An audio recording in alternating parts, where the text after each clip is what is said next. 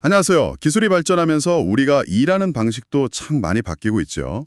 특히 근무 시간 관리나 인사평가 같은 부분에서요. 오늘은 바로 그 지점, 기술 발전과 업무 환경의 변화, 그리고 그 속에서 우리 개인정보가 어떻게 다루어지고 있는지 이 문제에 대해 좀 깊이 들어가 보려고 합니다. 저희가 살펴볼 자료들을 보니까요. 와, 정말 다양해요. 공공기관의 시간외 근무 지침부터 시작해서 요즘 정말 뜨거운 AI 있잖아요. 그걸 인사관리에 도입하면서 생기는 법적 문제들, 또 직원들 개인 스마트폰에 앱 설치하는 거 가지고 법정 다툼까지 간 실제 사례, 그리고 저 멀리 유럽에서 통과된 최신 AI 법안 내용까지 정말 여러 관점들이 담겨 있더라고요. 네, 그래서 이번 시간에는 이 복잡하게 얽힌 문제들을 하나하나 좀 같이 풀어가 볼까 합니다. 기술이 일 편하게 해주는 건 좋은데 왜 자꾸 이게 우리 권리랑 부딪히는 걸까요? 법이나 제도는 이 빠른 변화를 잘 따라가고 있는 건지, 그리고 가장 중요하게는 이 모든 흐름이 지금 일하고 계신 또 앞으로 일하게 될 여러분께 어떤 의미가 있을지 그걸 같이 찾아보겠습니다. 자, 그럼 바로 시작해 볼까요? 우선 가장 구체적인 이야기부터 한번 보죠. 여기 2020년 시간의 근무 및 근태관리 지침이라는 문서가 있어요. 이런 지침이 왜 필요했을까? 그 배경을 좀 보니까요. 예상되는 인건비 인상률이 있었는데 이게 정부 정책 인상률보다 높았던 거예요. 그래서 예산을 좀 맞춰야 하는 그런 압박이 있었다고 하네요. 네, 맞아요. 그래서 구체적으로 뭐가 바뀌었나 들여다보니까 특히 직급별로 시간의 근무 수당 받을 수 있는 시간이 확 줄었어요. 예를 들면 4급은 연 150시간에서 40시간으로, 6급, 7급은 200시간 넘게 가능했던 게 90시간으로요. 엄청 줄었죠? 대신에 탄력 근무나 보상 휴가를 써라 이렇게 권장하고 연가 보상비도 원칙적으로는 안 주는 걸로 바뀌었고요. 근데 단순히 시간만 줄인 게 아니라 이걸 관리하는 방식에도 좀 변화가 있었던 거죠? 네, 맞습니다. 바로 그 관리 방식 때문에 이제 논란이 좀 시작된 건데요. 이 지침에서 시간의 근무 관리를 위해서 근태 리더기 있잖아요. 그러니까 우리가 흔히 하는 지문 인식기, 이거 사용을 상당히 강조하고 있습니다. 출근이랑 퇴근할 때 지문을 찍도록 뭐랄까 사실상 의무화한 거죠. 아, 지문인식기요. 자료 보니까 그 복무관리 시스템 사용법이나 혹시 지문인식 잘 안 될 때 어떻게 처리하는지 그런 절차까지 엄청 상세하게 나와 있더라고요. 겉으로 보기에는 되게 꼼꼼하고 공정한 시스템 같기도 한데 근데 왜 경기도 인권센터나 국가인권위에서는 여러 번 이거 문제 있다고 지적했을까요? 뭐가 제일 큰 문제였던 거예요? 핵심은 바로 지문이라는 정보의 특성 때문입니다. 우리 개인정보보호법을 보면요. 지문 같은 생체 정보는 굉장히 민감한 정보로 분류를 해요. 왜냐하면 개인을 딱 특정할 수 있는 고유한 정보니까요. 그래서 이런 정보를 수집하거나 이용하려면 반드시 왜 필요한지 목적을 명확히 알려야 하고 또 각 개인에게 개별적으로 동의를 받아야 합니다. 그리고 만약에 당사자가 나는 지문 제공하기 싫다 하면 다른 방식, 예를 들어 아이디 카드나 비밀번호 같은 대체 수단을 줘야 한다는 게 개인정보보호위원회의 일관된 입장이거든요. 근데 실제 현장에서는 이런 동의 절차나 대체 수단 제공 없이 그냥 등록하세요. 이렇게 강요하는 경우가 많았던 거죠. 이게 바로 헌법에서 보장하는 개인정보 자기결정권 침해다. 이렇게 판단한 겁니다. 결국 공정하게 관리하겠다는 명분으로 도입한 기술이 오히려 개인의 기본권을 침해할 수 있다. 이런 모순이네요. 게다가 다른 기사를 보니까 이 지문인식기가 원래 도입하려던 목적, 그러니까 시간의 수당 부정수급을 막는 거요. 그것도 완벽하게 막지는 못했다면서요. 실리콘으로 가짜 손가락을 만들거나 일단 퇴근했다가 시간 맞춰서 다시 사무실에 와서 지문만 찍고 가는 그런 편법도 있었더니. 효율과 공정이란 이름 뒤에 또 이런 허점도 있었군요. 네, 맞습니다. 이게 기술만으로는 모든 문제를 해결할 순 없다는 점. 그리고 아무리 좋은 기술이라도 도입하는 과정에서 절차적 정당성, 그러니까 구성원들의 동의나 권리 보호가 얼마나 중요한지를 아주 명확하게 보여주는 사례라고 할 수 있습니다. 2020년 지침 자체는 시간 계산 방식이나 휴게 시간 보장 같은 세부 절차는 잘 정해놨지만 정작 중요한 동의와 대체 수단이라는 근본적인 문제를 좀 강화했던 것 같아요. 자, 그럼 이제 사무실 문 밖으로 한번 나와 볼까요? 우리 주머니 속에 있는 스마트폰으로요. 이 개인정보 수집이랑 업무 관리 문제가 사무실 안 지문인식기에만 있는 게 아니더라고요. 2014년에 KT 사례가 있었는데 이게 아주 대표적인 것 같아요. 통신망 품질 측정한다고 직원들 개인 스마트폰에 업무용 앱 설치를 지시했잖아요. 근데 이 앱이 접근할 수 있는 권한 범위가 엄청났다고요. 네, 그렇습니다. 카메라 접근 권한은 기본이고요. 실시간 위치 정보, 주소록, 캘린더 일정, 심지어 문자 메시지 내용이나 다른 계정 정보까지 항목 수가 무려 12가지였다고 합니다. 당연히 일부 직원들이 이거 너무 심한 거 아니냐, 개인정보 침해 우려된다 그러면서 앱 설치를 거부했죠. 그러자 회사는 그 직원들한테 징계를 내리고 다른 부서로 보내버리는 그런 조치를 취했습니다. 아, 그랬군요. 근데 결국 법원에서는 직원 편을 들어줬잖아요. 2017년 판결 내용을 보면 법원이 어떤 점을 좀 중요하게 본 건가요? 법원은 우선 기술이 발달하면서 노동 현장에서 직원을 감시할 위험이 점점 커지고 있다는 현실을 먼저 인정을 했어요. 그러면서 노동자 역시 자기 개인정보를 스스로 통제할 권리, 즉 개인정보 자기 결정권을 존중받아야 한다고 명확히 밝혔습니다. 특히 그 KT 앱의 경우에는요, 요구하는 정보 중에 일부는 통신망 쿰줄 특정이라는 원래 업무 목적이랑 직접적인 관련이 좀 없어 보였고, 또 회사가 앱 설치를 강제하기 전에 업무용 폰을 따로 지급한다든지 하는 다른 대안을 충분히 타사보지 않았다는 점을 지적했죠. 기술 발전이랑 감시 위험 증가를 직접 연결하면서 개인정보 보호 요구가 정당하다고 인정한 판결이라서 그 의미가 상당히 큽니다. 듣고 보니 정말 중요한 판결이었네요. 근데 또 재밌는 건요. 기술이 꼭 이렇게 감시도구로만 쓰이는 건 아니라는 거예요. 2012년에 IT 노조에서 직접 개발했다는 공짜 노동시간 기록기 같은 앱도 있잖아요. 회사가 출퇴근 기록을 제대로 관리 안 해주니까 노동자들이 스스로 앱을 이용해서 자기 근무 시간을 증명하려고 했던 그런 시도도 있었다는 거죠. 바로 그게 기술의 양면성을 딱 보여주는 지점입니다. 제대로 된 기록 시스템이 없는 좀 열악한 환경에서는 앱이 오히려 노동자 권익을 지키는 아주 유용한 도구가 될 수도 있어요. 실제로 2014년에 서울고등법원에서는 건설 노동자들이 한 3년 동안 앱으로 꾸준히 기록한 출퇴근 시간 데이터가 있었는데 이걸 연장근로 수당 청구 소송에서 일부 증거로 인정을 하기도 했죠. 물론 거기에는 GPS 위치 정보나 IP 주소, 화면 캡처 같은 부가적인 정보들도 포함되어 있었고요. 하지만 동시에 KT 사례처럼 기술은 얼마든지 사용자의 의사에 반해서 과도한 감시 수단으로 악용될 수도 있다는 겁니다. 결국 핵심은 누가 데이터를 통제하는가, 그리고 수집되는 정보의 범위가 업무 목적 달성에 꼭 필요한 최소한에 그치는가, 마지막으로 정보 주체에 명확하고 자발적인 동의가 있었는가, 이런 점들이겠죠. 그리고 법원이 앱 기록을 증거로 인정한다고 해도요, 그 기록이 정말로 회사의 지시나 최소한의 묵인 아래 이루어진 연장근로였는지는 또 별도로 입증해야 한다는 점도 중요합니다. 그냥 앱 기록 시간만으로는 좀 부족할 수 있어요. 네, 지문 인식기, 스마트폰 앱에 이어서 이제는 인공지능, AI라는 훨씬 더 강력한 변수가 등장했습니다. 한국노동연구원 KLI 보고서를 보니까요.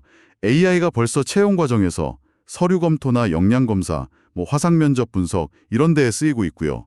직원 교육이나 배치, 예를 들어 국민은행 같은 사례도 있고, 심지어 아마존 물류센터처럼 업무 중에 잠깐 쉬는 시간 있잖아요. 타임 오프 태스크, 이걸 TOT라고 하던데, 이걸 측정해서 자동으로 경고를 보내는 식으로 약간 징계성 데이터 수집에도 활용되고 있다고 합니다.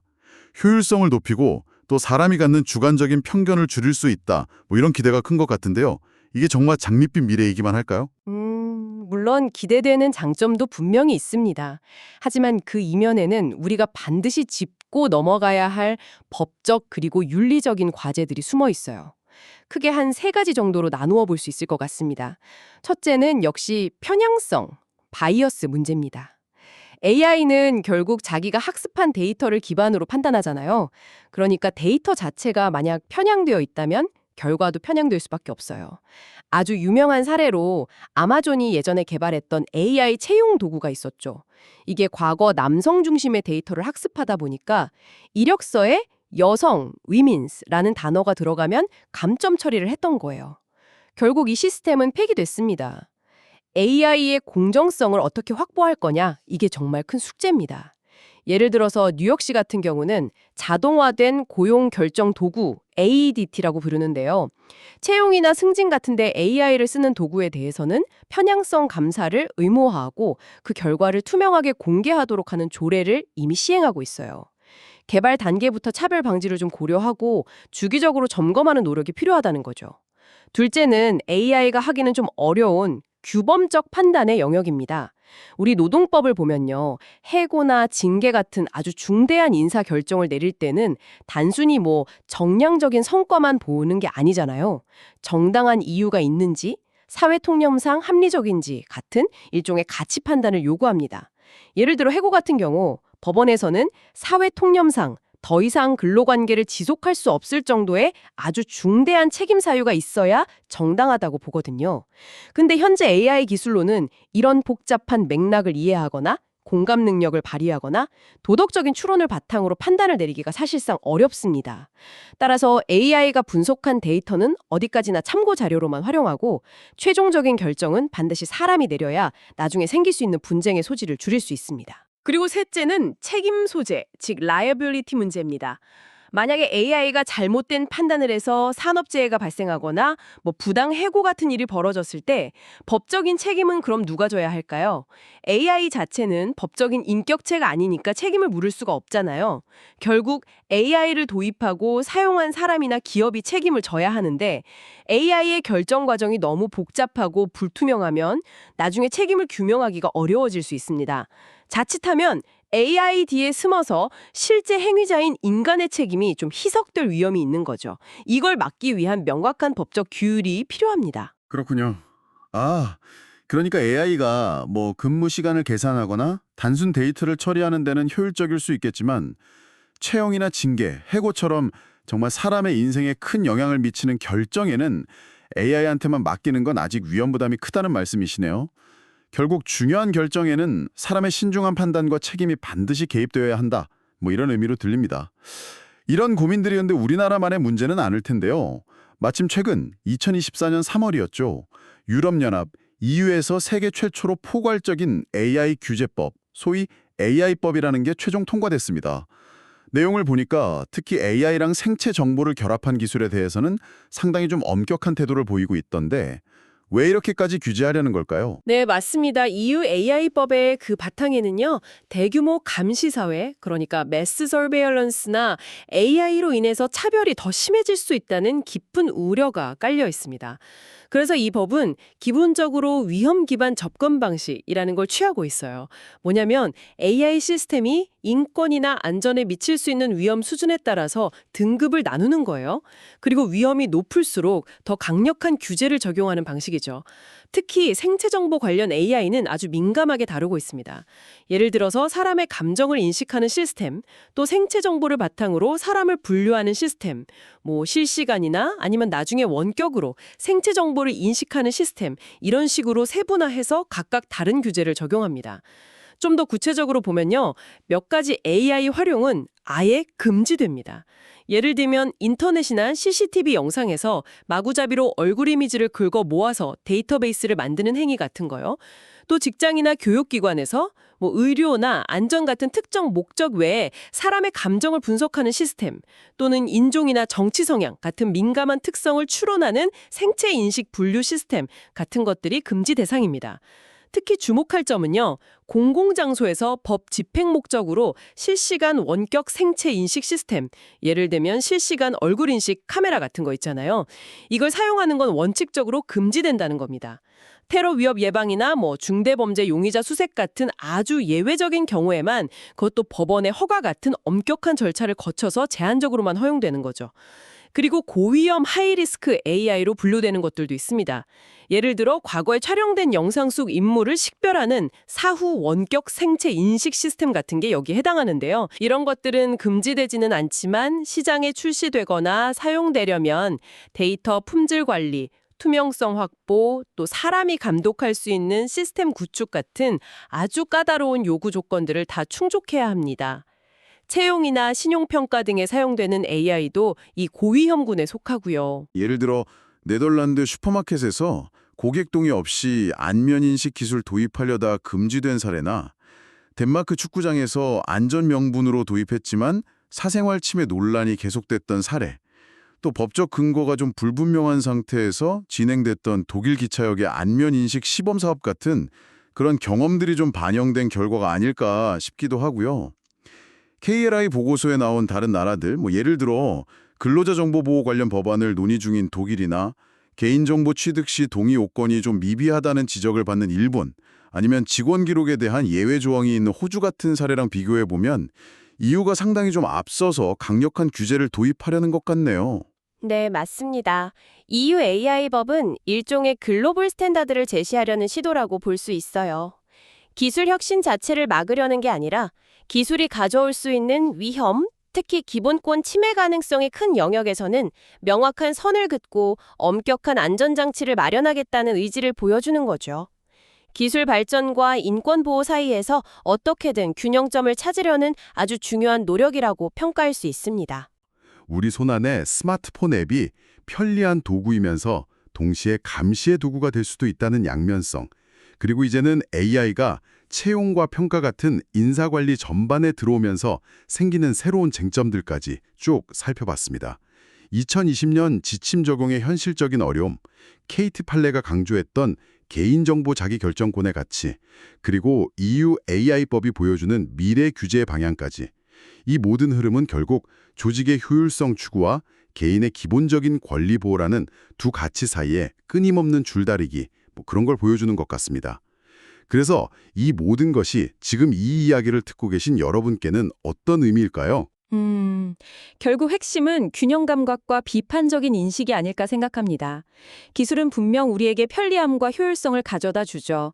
하지만 그 이면에는 항상 새로운 형태의 감시, 차별, 편향의 위험이 도사리고 있습니다. 따라서 어떤 기술이든 업무 현장에 도입하고 활용할 때는 몇 가지 원칙을 꼭 기억해야 할 것 같아요. 우선 그 기술을 사용하는 명확한 법적 근거가 있는지, 사용 목적과 방식을 투명하게 공개하고 당사자로부터 진정한 의미의 동의를 받았는지, 그리고 동의하지 않더라도 불이익 없이 일할 수 있는 다른 대안이 마련되어 있는지 이런 걸 꼭 확인해야 합니다. 특히 AI의 경우에는 데이터 편향성 문제를 꾸준히 점검하고 사람의 삶에 중대한 영향을 미치는 결정에는 반드시 인간의 최종적인 검토와 책임이 뒤따라야 하고요. 개인정보 자기결정권이나 인격권 같은 기본권 존중이 기술 활용의 전제가 되어야 한다는 어찌 보면 당연한 원칙을 다시 한번 되새길 필요가 있습니다. EU AI법처럼 제도가 기술 발전을 따라잡으려는 노력도 물론 중요하지만 궁극적으로는 기술을 개발하고 사용하는 우리 모두의 윤리적인 고민과 문제의식이 가장 중요하다고 할 수 있겠습니다. 마지막으로 여러분께 질문 하나를 던지면서 마무리할까 합니다. 만약 AI가 단순히 우리의 근무 시간을 기록하는 것을 넘어서요, 표정이나 목소리 톤으로 우리의 감정, 이모션 리코그니션을 분석하거나 인종이나 성별 같은 타고난 특성, 바이오메트릭 캐리거라이제이션을 기준으로 우리를 분류하고 평가하는 그런 시대가 온다면 우리는 일터에서 인간적인 것을 지키기 위해 어떤 새로운 기준과 경계선을 만들어 가야 할까요? 어쩌면 이미 여러분의 일터에서 사용되고 있는 기술에 대해 너무 당연하게 그냥 받아들이고 있었던 것은 아닐까요? 오늘 저희와의 이야기가 바로 그 질문을 스스로에게 던져보는 시작점이 되었기를 바랍니다.